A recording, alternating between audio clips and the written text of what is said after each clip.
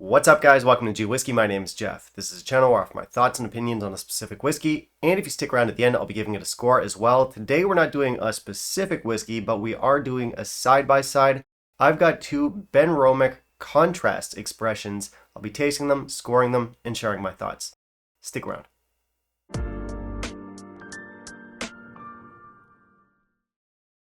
So we've got a side-by-side today, two Benromach contrasts. Both are Peat Smoke contrast releases. One is just the regular Peat Smoke, and one is the Peat Smoke Sherry Cask Matured. Now, both of these are limited editions. You should still be able to find a version of the regular Peat Smoke. The Sherry Cask Matured, I'm not too sure about. And the reason for that is that there are several releases of the regular Peat Smoke. I think it's an annual release, it seems to be. They have one from 2009 that got bottled in 2020. The one I have here is from 2010, bottled 2021, and then they have another one from 2010, bottled in 2022. So there's a few of them around. Meanwhile, the sherried one did not get a series of releases. As far as I know, they've only put one out so far. Hopefully they have more down the line, but whatever. Regardless, I've got both these bottles with me here today, and I'll be tasting them against each other for science. By the way, the contrast line is not limited to these two. There's a bunch of them out there. They have an organic release. There's a Carat Gold, which is made with a specific kind of barley. There's a triple distilled one. So this is the line where they kind of play around with different kinds of production techniques, which is cool. Anyway, the standard Peat Smoke here is entirely first fill bourbon matured, and it comes in with a ppm of 35. The sherry matured one, I don't think has any bourbon casks in the mix, although they don't specify. I believe it to be entirely first fill Oloroso sherry matured, and it comes in with a ppm of 55. ppm is of course parts per million. It's used as an indicator of how smoky or peaty a whiskey is going to be. And I'm not saying it's not useful information. It is good to know, but it's not always the best indicator of how the whiskey will actually taste. It's like if you saw this profile picture on Tinder. You don't know how that's going to work out. That could go any which way. Like, I have had whiskeys with higher ppms that didn't quite give me the intensity that I was hoping for. And ironically, I've had a few Tinder dates that also didn't. Point is, we don't know until we know, but the sherried one, at least on the surface at 55 ppm, is likely to give us more of a smoky, peaty kick. But what I like about both of these is that they do offer a higher ppm. They do offer more peatiness. Usually, Benromach is quite gently peated. We have peat in pretty much every Benromach, but it's often quite gentle. So it is nice to see them playing around with higher peat levels. Now, if you've been following the trends in whiskey recently like I have, I'm very trendy, then you'll know that Benromach is becoming increasingly popular as a brand these days, and these contrast releases have gone over quite well with people. Personally speaking, I'm a fan of Benromach, so I am excited to jump into these two.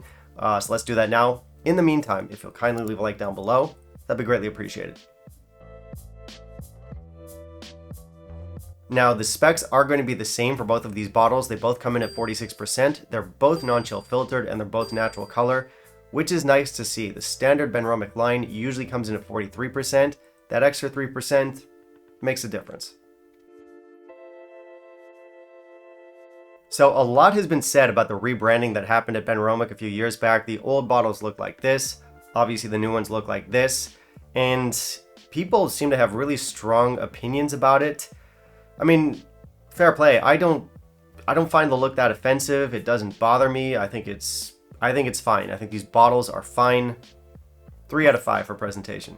Both of these bottles say non-chill filtered and natural color. They both give us the distillation year and the bottling year. They both give us tasting notes. So our info is great, and the look just isn't that bad. It's not that good. It's not that bad. So for our nose on the regular Peat Smoke, it starts off with, wait for it, peat smoke. There's also ginger, there's citrus, there's honey, there's vanilla, there's like fruit salad, like canned peaches, canned pears, that kind of thing. It's a very sweet smoke, and I'd say the vanilla dominates here. The palate and finish give us a nice oily texture. We get more of those canned fruits. There's smoke, there's peat, there's honey, there's vanilla, there's banana, but like barbecued banana. There's salt, there's like mesquite hickory sticks. Our finish is medium in length. The nose on the sherry matured one, unsurprisingly, gives us much more sherry, so like red fruits, berries, like strawberry jam. We get barbecue sauce, or like barbecue ribs, that's sweet barbecue sauce. So it's very savory, it's very salty, really nice. On the palate and finish, once again, we have a beautiful oily texture. This one does give us more of an ashy, smoky peat than the standard bourbon release. Once again, we're on candied strawberries, strawberry jam, berries, cherry tobacco. There is a slight rubberiness to this whiskey, but I mean that in a good way. And just how do you know how rubber tastes? Shut up. This is a medium finish, lingering on strawberry jam and leather. Okay, so right out the gate, both of these are really good whiskeys. They both have a fantastic mouthfeel. Benromach doesn't make low quality whiskey. Both of these are of a certain standard, but since we're picking preferences, since we need a hierarchy here, I much prefer the sherry, and it's not close. The bourbon one is of course very good. It's very first fill. Benromach is always all about first fills. What's nice with that one is that we don't usually get a bourbon forward Benromach. They lean pretty heavy on the sherry for pretty much all of their releases. They do mix it up like bourbon and sherry, but having something that's strictly bourbon, not something we see too much. But of course, there's a good reason why Benromach sticks to sherry so often, and that's just because they do it really, really well. That sherried one is a fantastic whiskey. Now, I didn't think that at first. When I first popped it, I did get a little bit of youth there. Of course, it's a 9-year-old whiskey, which is a fine age, but initially I did get some youth to it. But since then, it's opened up really nicely. I think the sherried one gives us a little bit more complexity. I love the jamminess. I didn't mention in the tasting notes, but we have like a sweet bacony type note. Cherry tobacco, barbecue ribs, just lots of really good flavors in here. There's surprisingly very little spice. Usually when you have a sherry forward profile like that, you'll get stuff like baking spices, cinnamon, anise, kind of like these spicy flavors. Very little of that in here. It's a very rounded whiskey, but I think that roundedness lends itself well to just being a very accessible whiskey. Like I can't imagine anyone disliking this stuff. Because if you think of challenging flavors, like challenging flavors would be something that is very cask forward, very sherry forward. It might be something that's quite peaty. This is both of those things, and there's nothing challenging about it. But that doesn't mean it's like simple or for beginners or you're not gonna like it. It's Tom Hanks. I feel like everybody likes Tom Hanks. Even if you're really into like the craft of acting, you probably think Tom Hanks is a good actor. Or if you're just a casual viewer, you'll be like, yeah, I like him. Same with this one. You could be well into whiskey, you could be just getting started. It's got that broad appeal. I'm not very good at analogies. Moving on, going back to the bourbon is quite sweet for a bourbon matured whiskey, and that's just because it's all first fill. Usually when you have something that's fully bourbon matured, you'll probably have a few refills in there. This is entirely first fill, so our flavors are forward. Like our sweetness is forward. Those tropical fruits, bananas, that kind of thing, all quite forward. So it's not a nuanced whiskey, but it's good.